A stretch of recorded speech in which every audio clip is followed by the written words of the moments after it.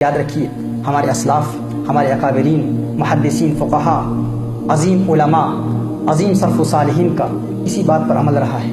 وہ تو فقط گناہوں سے مغفرت طلب کرنے کے لیے حضور کی بارگاہ میں حاضر نہیں ہوتے تھے، وہ ہر مصیبت پر حضور کی بارگاہ میں حاضر ہوتے تھے، ہر مصیبت سے چھٹکارا حاصل کرنے کے لیے بارگاہ مصطفیٰ صلی اللہ علیہ وسلم میں حاضری کا شرف حاصل کرتے تھے اور حضور سے مدد طلب کرتے تھے۔ لیکن ایک واقعہ آپ کے گوش گزار کروں کیونکہ واقعات بھی ضروری ہیں۔ مصباح الظلام فی المستغیثین بخیر الانام فی الیقظہ والمنام، یہ ایک معروف کتاب ہے۔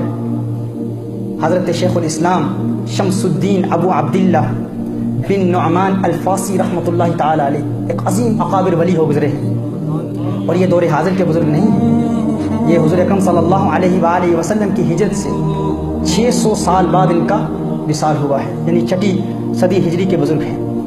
500-600 سال بعد حضور اکرم صلی اللہ علیہ وسلم کے دور سے ہجرت کے بعد کے یہ عظیم کامل ولی ہو گزرے ہیں، اور انہوں نے اپنی اس کتاب میں، شیخ الفاسی رحمۃ اللہ تعالی علیہ نے اپنی اس کتاب میں اپنے سے پہلے، ان سے پہلے جو بزرگ ہیں، یعنی ان کے دور سے بھی پہلے بزرگوں کے واقعات نقل کیے ہیں جن میں حضور اکرم صلی اللہ علیہ وسلم سے مدد طلب کیا کرتے تھے۔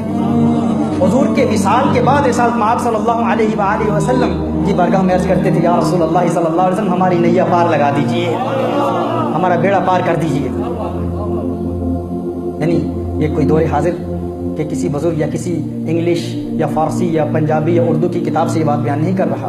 مصباح الظلام فی المستغیثین بخیر الانام فی الیقظہ والمنام، اور اسی کا ذکر حجت اللہ علی العالمین میں امام یوسف النبہانی رحمۃ اللہ تعالی علیہ نے بھی کیا ہے، اسی کتاب کا سماعت فرمائیے۔ وہ فرماتے ہیں کہ اندلس کا ایک شخص تھا، ایک فرد، اس کے بیٹے کو گرفتار کر لیا گیا۔ اس نے ارادہ کیا، رسالت مآب صلی اللہ علیہ وسلم کا عاشق تھا، حضور اکرم صلی اللہ علیہ وسلم کا دیوانہ تھا، اس کے بیٹے کو گرفتار کر لیا گیا۔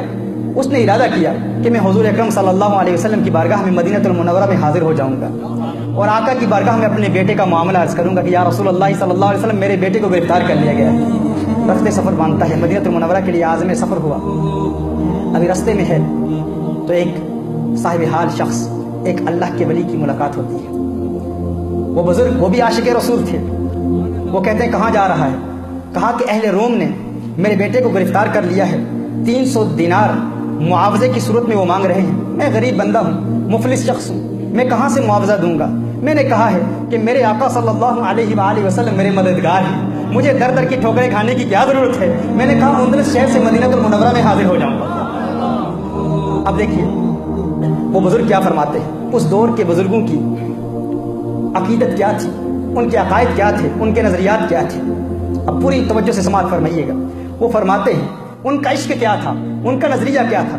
وہ فرماتے ہیں تم مدینہ المنورہ میں اس لیے جا رہا ہے تاکہ تو رسالت مآب صلی اللہ علیہ وآلہ وسلم سے مدد طلب کرے؟ کہا اس لیے جا رہا ہوں۔ انہوں نے کہا تم مدینہ المنورہ جانے کی کیا ضرورت ہے؟ تو جہاں سے پکارے گا آقا تیری پکار کو سنتے ہیں، جہاں سے پکارے گا آقا تیری پکار کو سنتے ہیں۔ آقا مدد فرماتے ہیں، جہاں سے پکارے گا وہ پکار سنتے ہیں۔ لیکن وہ کہتا ہے نہیں، میں مدینہ المنورہ میں حاضری کا شرف حاصل کر رہا ہوں اور مدینہ المنورہ میں جاؤں گا۔ تو وہ کہتا ہے مدینہ المنورہ میں حضور اکرم صلی اللہ علیہ وسلم کی بارگاہ میں حاضری کا شرف حاصل کروں گا۔ رسالت مآب صلی اللہ علیہ وسلم کی بارگاہ میں حاضری کا شرف حاصل کرتا ہے، مدینہ المنورہ پہنچتا ہے، جو ہی آقا صلی اللہ علیہ وسلم کی بارگاہ میں سلام عرض کرتا ہے، استغاثہ پیش کرتا ہے، بیٹے کا معاملہ پیش کرتا ہے کہ اہل روم نے میرے بیٹے کو گرفتار کر لیا، یا رسول اللہ صلی اللہ علیہ وسلم آپ میری مدد فرما لیجئے، آپ میری مدد فرمائیے۔ وہ کہتا ہے کہ مجھے نیند آ جاتی ہے، میں سو جاتا ہوں، ادھر آنکھ بند ہوتی ہے، ادھر قسمت انگڑائیاں لینا شروع کر دیتی ہے، اور قسمت نے کیا انگڑائی لی؟ وہ کہتا ہے کہ کونین کے والد صلی اللہ علیہ وسلم کا دیدار ہوتا ہے، مدینے والے کو دیکھتا ہوں۔ آقا ارشاد فرماتے ہیں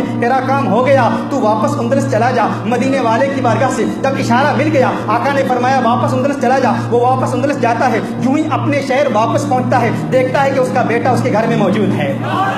بیٹے سے پوچھتا ہے کہ کیا واقعہ ہوا؟ بیٹے نے کہا کہ فلاں رات فلاں وقت مجھے رہائی مل گئی۔ وہ حساب لگاتا ہے، دیکھتا ہے کہ یہ کون سی رات ہے۔ وہ کہتا ہے کہ رب کعبہ کی قسم، مجھے اللہ کی عظمت کی قسم، یہ وہی رات تھی جس رات میں مدینہ المنورہ پہنچا تھا، جس رات میں آقا کی بارگاہ میں حاضر ہوا تھا اور آقا کی بارگاہ میں گڑ گڑا کے عرض کیا تھا یا رسول اللہ میرے بیٹے کو گرفتار کر لیا گیا ہے۔ کہا ادھر میری زبان سے یہ کلمات نکلے، تیری دعا نہ اثر سے کبھی ملول ہوئی، ادھر زبان سے نکلی ادھر قبول ہوئی۔ آقا آقا کی بارگاہ میں ادھر یہ عرض کر رہا تھا آقا میرے بیٹے کو رہائی دلوا دیجئے، ادھر بیٹے کو رہائی مل چکی تھی۔